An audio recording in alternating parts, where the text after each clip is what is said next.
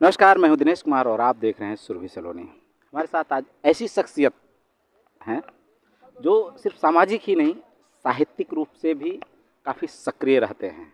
Businessman तो है ही वो। हम बात कर रहे हैं सुरेंद्र जी कोठारी को। सुरेंद्र जी कोठारी को अभी हाल ही में महाराष्ट्र राज्य साहित्य अकादमी का सम्मान भी प्राप्त हुआ है और आप चातुर्मास व्यवस्था समिति के महामंत्री भी हैं। हम दोनों विषयों पे बात करेंगे और इससे पहले सर, साहित्य अकादमी अवार्ड मिलने पर आपको बहुत बहुत शुभकामनाएं। थोड़ा सा सबसे पहले हमको इस बारे में, अपने साहित्य अकादमी के बारे में बताएं। वैसे मुझे साहित्य के प्रति प्रेम बचपन से ही था। मैं काफ़ी लेखन पठन पाठन करता था अपने अनुरूप, पर जब मैं मुंबई महानगर में व्यवसाय के लिए आया तो ये चीज़ें मेरी कुछ पीछे छूट गई और मुझे मेरे व्यवसाय के साथ कुछ सफलताएं हासिल करनी थी, तो वो मैंने की। उसके साथ साथ ही मैंने एक बैलेंस जीवन बनाए रखा। फिर भी मेरा शौक़ पठन पाठन का कम नहीं हुआ, लिखने का ज़रूर कम हो गया था, पर फिर भी मेरी आज भी हिंदी की कोई मैगज़ीन, उस समय में सरिता मुक्ता इस टाइप की नवनीत जो मैगज़ीन आती थी, मैं पढ़ने का बहुत शौक़ रखता था और पढ़ता था। आज भी समाचार पत्रों में मैं न्यूज़ के अलावा जो विशिष्ट कॉलम रहते हैं उनका भी पठन पाठन करता हूँ। तो मुझे साहित्य प्रेम बचपन से ही है। बीच में कुछ कम हो गया था व्यवसाय की व्यस्तता के कारण, पर मैंने जैसे व्यवसाय में भी अपनी सफलता हासिल की है, उसके साथ ही मैं साहित्य से भी जुड़ा हुआ हूँ। मुझे अच्छी हिंदी लिखना, अच्छी राइटिंग लिखना, अच्छा बोलना, साहित्यिक भाषा में अपनी बात रखना मुझे बहुत पसंद है। और जब ये सम्मान के लिए मेरी आप जैसी किसी व्यक्तित्व से बात हुई तो उन्होंने कहा आप इस तरह का कार्य कीजिए, तो मैंने स्वतंत्रता संग्राम के जितने सेनानी हैं उनका डाटा कलेक्शन किया, चाहे वेबसाइट के माध्यम से हो, चाहे कोई बुक के माध्यम से हो, वो मैंने डाटा संकलन किया है। इतिहास लेखन करना हमारे बूते की बात नहीं है, क्योंकि वो उससे छेड़छाड़ हो जाती है। तो हमने जो इतिहास लिखा हुआ था क्रांतिकारियों का, जो स्वतंत्रता संग्राम के सेनानी थे, उनका संकलन किया और उसमें मैंने 2-3 व्यक्तियों का सहयोग लिया और उस सहयोग के माध्यम से मैं आगे बढ़ा। और जो बुक मेरी शशि भूषण वाजपेयी पुरस्कार के लिए चयन की गई, मैं सच में बहुत गदगद हूँ और मुझे उस मामले में उस बुक के लिए स्वर्ण पुरस्कार मिला है। जल्दी ही मैं 100 बुक वापस बनाने जा रहा हूँ, पब्लिश करूँगा, पुनः पब्लिश करूँगा और हो सकता है मैं स्टॉल पे भी रखूँ। और मेरे को कई लोगों को बुक मेरी डिमांड आई है, मुझे वितरित भी करनी है और मैं बहुत रोमांचित हूँ। इस तरह का हमारे व्यवसायी व्यक्ति के लिए इस तरह का पुरस्कार सचमुच में आह्लादित करने वाला है। मैंने जीवन में नहीं सोचा कि इस तरह का पुरस्कार मिल जाएगा, और ये 3 साल का एक साथ कलेक्शन था, इसलिए मेरा भी चयन हो गया। और हो सकता है मेरी पूर्व जन्म की ये कोई पुण्य रही हो, तो ये मेरा कार्य सफल हुआ। मैं मेरे साथ जो जुड़े हुए व्यक्ति हैं उनको भी बहुत धन्यवाद देता हूँ और विशेषकर आपको भी धन्यवाद देता हूँ कि आपने भी समय समय पर मुझे साहित्य लेखन और पठन के बारे में आप मेरी प्रशंसा करते रहे कि सर जी आप बहुत अच्छा पढ़ते हो, अच्छा लिखते हो, आप कभी कोई किताब लिखो या कुछ लिखो, हम आपके साथ हैं। तो ये बात मुझे इसी संस्मरण में अभी याद आई। सर, आपके साहित्यिक योगदान के लिए आपको सराहा गया, सरकार ने सराहा, और आपका आध्यात्मिक भी बहुत बढ़िया योगदान रहा है, समाज में भी योगदान रहा है और नई जिम्मेदारी आपके ऊपर है और जिसका आप निर्वहन कर रहे हैं। इसको कैसे देखते हैं, इसमें क्या चुनौतियां हैं और गुरुदेव का स्वागत किस तरह से करने जा रहे हैं आप?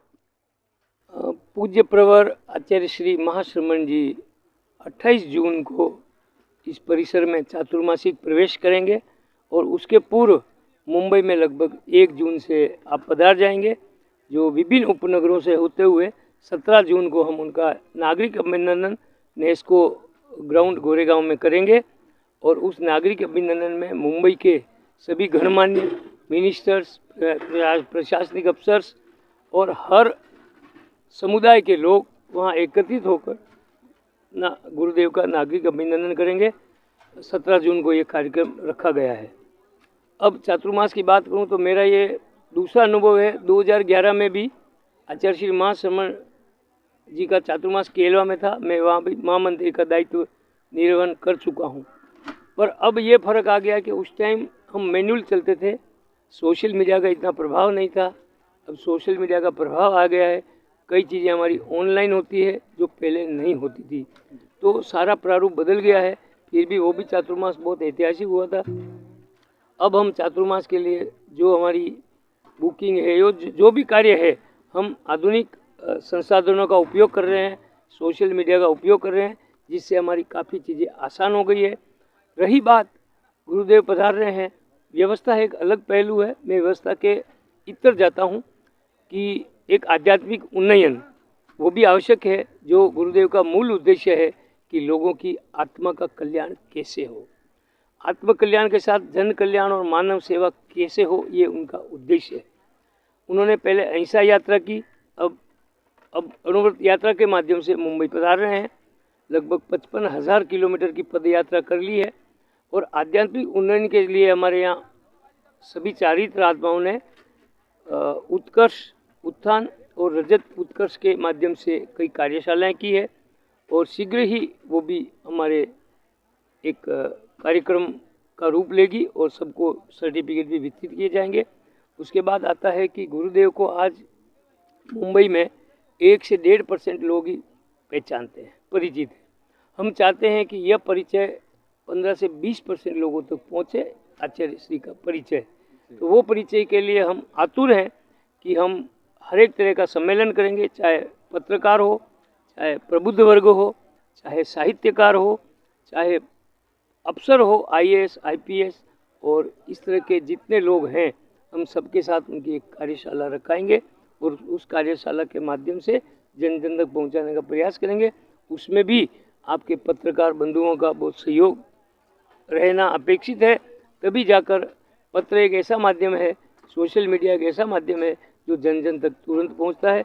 उसमें आपका भी रोल, आपकी भी भूमिका महत्वपूर्ण रहेगी। मैं चाहूँगा कि आप पत्रकार भी हमारे उसी तरह सहयोग करें इस पूरे इस ग्राम में। सर, पिछली बार जब आचार्य श्री महाप्रज्ञ जी का चातुर्मास हुआ था, गुरुदेव जब यहाँ पधारे थे, युवाचार्य के रूप में मुंबई में थे।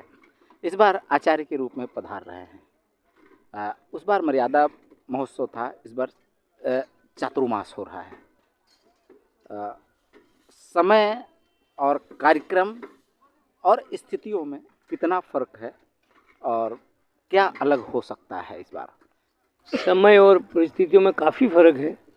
उस समय की आबादी से अभी हमारी आबादी लगभग 4 गुना बढ़ गई है और उसके साथ ही लोगों में एक समय भी निकाल लेते हैं इस काम के लिए। पहले समय निकालना मुश्किल था, सब अपने अपने रोज़गार में रहते थे और काफ़ी समय उनको निकालना थोड़ा मुश्किल रहता था।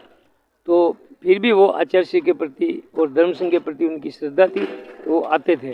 पर अब माहौल बदल सा गया है। लोग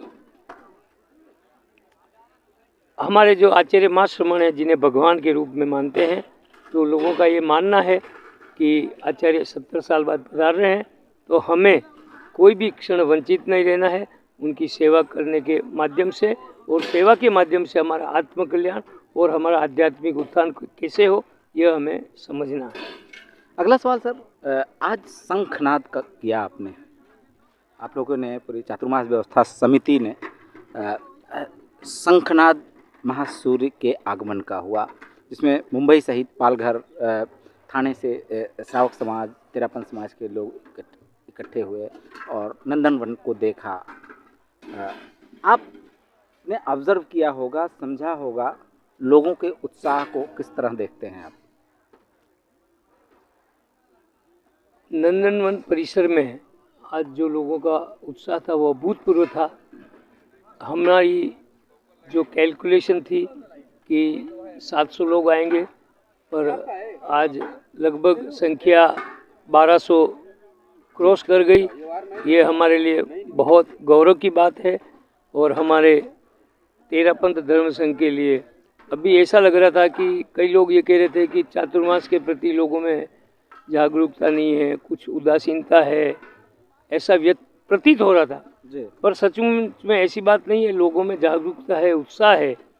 पर जब तक लोग किसी व्यवस्था के माध्यम से नहीं जुड़ेंगे तो लोग सोचते हैं कि मैं अगर जुड़ा हुआ नहीं तो मैं वहाँ जाके भी क्या कर लूँगा। तो आज सबको जोड़ने का कार्य हुआ है और भावनात्मक रूप से पहले जुड़े हुए ही थे, आज व्यवस्था के रूप में उनको जोड़ा है। सभी अपने उस माध्यम से सभी कार्य करने को आतुर हैं और सभी आएंगे और उस हर कार्य को लक्ष्य के साथ आगे बढ़ाएंगे। क्या उम्मीद कर रहे हैं गुरुदेव का चातुर्मास की क्या ऊंचाइयां धारण करेगी और किस तरह से लोगों को चातुर्मास तो गुरुदेव के हर वर्ष आयोजित होते हैं, हर जगह होते हैं। और ये महानगर है, महानगर होने की दृष्टि से मुंबई का एक विशिष्ट स्थान है पूरे विश्व पटल पर। और उस विशिष्ट स्थान के साथ मुंबई से अपेक्षाएं भी है, तेरापंथ धर्म संघ के फॉलोअर्स को है, नॉन तेरापंथ, नॉन जैन, सबको एक ये जिज्ञासा है कि यहाँ का चातुर्मास कैसा होगा, सफल होगा, क्या होगा। पर हम इस चातुर्मास में आध्यात्मिक कार्य के साथ, आत्म कल्याण के साथ, जन कल्याण और मानव सेवा के कार्य को प्रमुखता देंगे।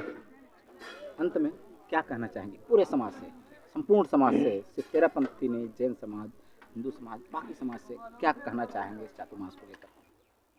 इस चातुर्मास को लेकर मैं बाकी लोगों से भी एक अपील करता हूँ कि ये जो आचार्य महाश्रमण है, ये हालांकि एक संप्रदाय से रिलेटेड है, पर ये संप्रदायातीत कार्य करते हैं, यही उनकी शैली है।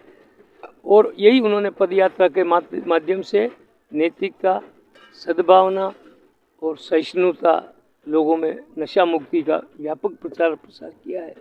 क्यों किया? कि ताकि लोग, आम आदमी सुखी रह सके, खुश रह सके, अपने परिवार को खुश रख सके। ये सब होगा तो वो जाके अपनी आत्मकल्याण के बारे में सोचेगा। जब तक लोगों में ये जागरूकता नहीं आएगी कि हमारा जीवन कैसा हो, तब तक कुछ नहीं कर पाएंगे। अब यही बताते हैं आचार्य जी कि हमारा जीवन कैसा होना चाहिए, हमारे डेली लाइफ में हमें क्या करना है, यही उनका प्रचार प्रसार रहता है, यही उनका प्रवचन रहता है, यही उनका उपदेश रहता है, ताकि लोग अपना जीवन का कायाकल्प कर सके। कई लोगों का हुआ है और कई लोगों का होना अपेक्षित है। बहुत बहुत धन्यवाद सर हमसे बात करने के लिए, और पुनः आपको साहित्य अकादमी सम्मान से सम्मानित किए जाने पर बहुत बहुत बधाइयाँ। धन्यवाद। धन्यवाद।